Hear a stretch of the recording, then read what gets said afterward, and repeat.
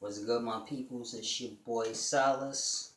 I want to do this quick video on why we need to buy land and how we need to live. Now, I started doing that video yesterday, but I was a little frustrated, so I wound up going into something else. And that's a bad thing when it happens, man, because it stops a lot of good progress. You know, when I'm not getting disturbed, now I could work better. It's fun. I crack my jokes. The energy be good. People learn. And that's what it's truly about. I'm tired, so pardon the way I sound and all that. I ain't sleep yet. Now, like I was saying yesterday, let's say a small group. Now, it don't necessarily have to be a group. It can be one person. But that one person needs to know some things. Oh, he'll probably learn as he go. But I'm going to break it down with a small group. So let's say you got a small group of 20. 10 couples. So that's 20 people, right? And y'all buy land. Let's say y'all got about 2-3 city blocks. The whole blocks worth of land. 3 of those. So now them 20 people and their children live on that land. Now this is a beautiful thing for the children because now they're grasping everything from a young age. How to sow and reap. How to sew garments. How to mine. They learning all of this as y'all are building up that land from their beginnings. So this is how you truly learn life and what life is truly about. This is how you learn math, science, all types of things through dealing with life and living. But we don't live anymore, man. We work for paper to buy things. We lose our whole perspective of everything. And this is truly the problem. Now, like yesterday I was saying how I would do it. I would buy barbed wire, enough to cover the outer boundaries of the land.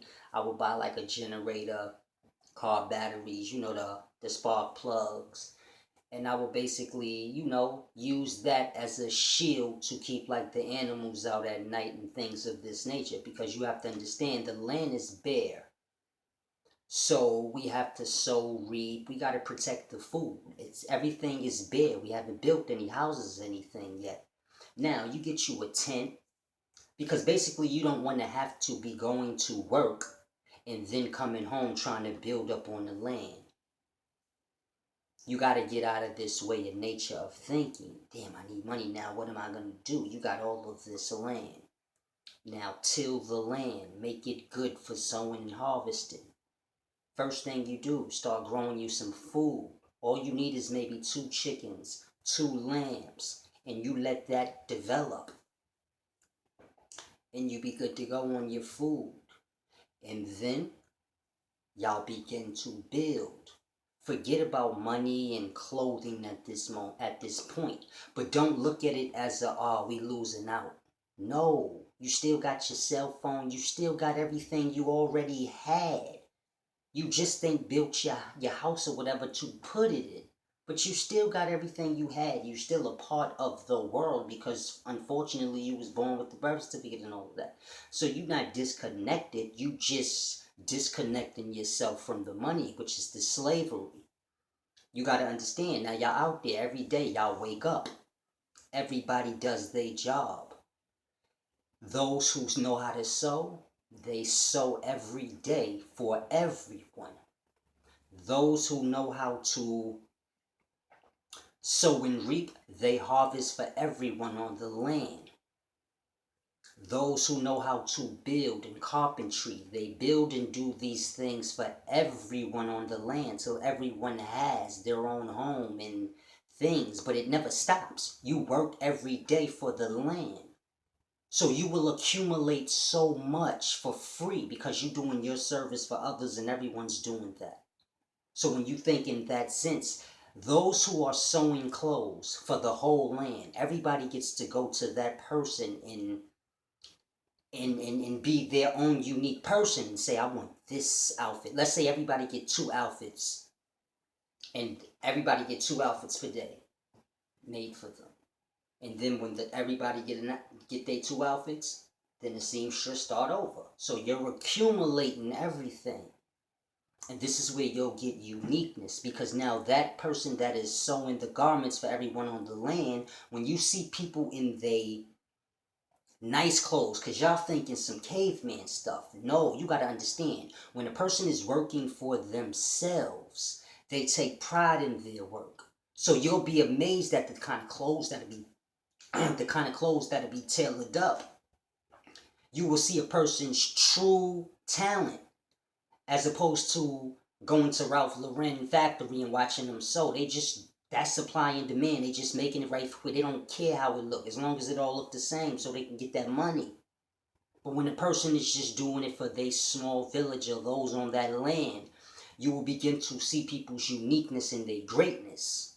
So now when everybody's walking around the land and they fly fleek stuff, the person who does the sewing, they get their praise in that, in their talent, not in money. And when you see a person walking around the land, you like, oh, so and so does the tailoring for the land, almost like the goddess of the clothing for the land. Those who harvest would be the goddesses and gods of the harvest of that land. Because every time you eat, the first thing you thinking is them, like, damn, they be doing their thing, man.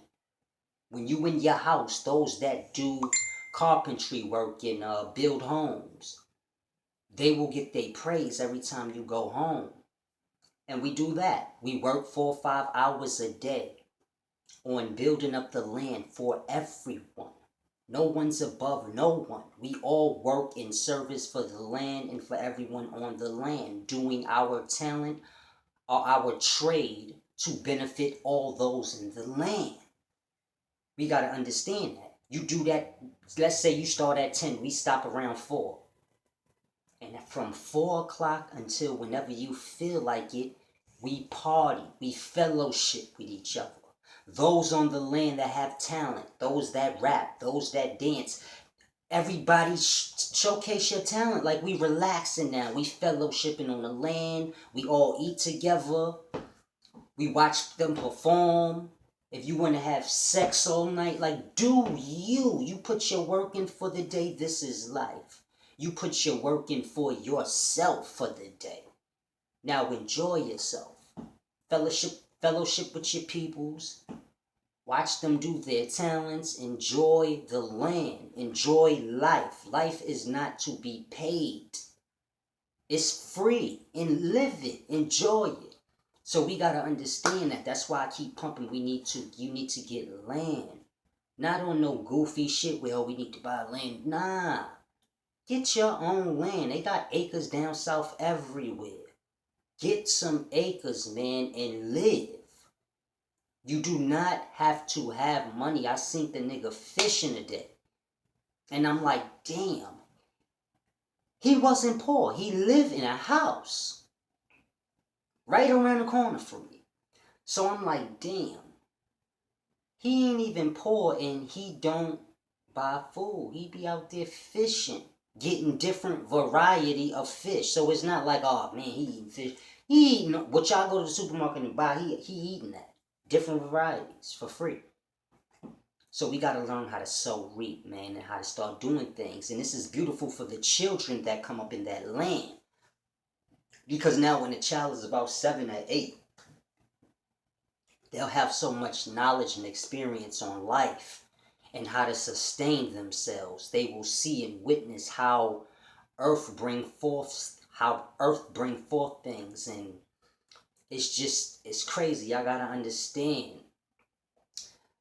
A child going through that, the sowing and reaping and the helping to build and just acquiring all that knowledge, by the time they're 20, they would have no use for money. They can do whatever they need for themselves. And then we keep building on the land. Others from the outside that see and say, damn, that looked deep. And they want to come into the community. We take their money and they come into the land and live how we live. And we take that money and buy more, whatever land is neighboring, buy it.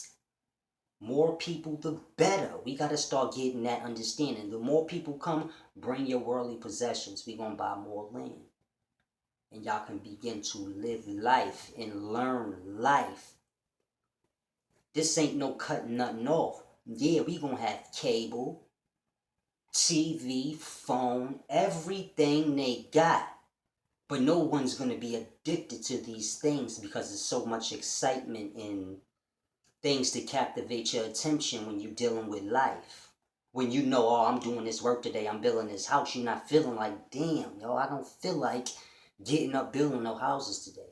Because you know that's your house. This is my land, I'm building my house. When your house is complete, you look like, damn, that's real. Then you build the next man's house.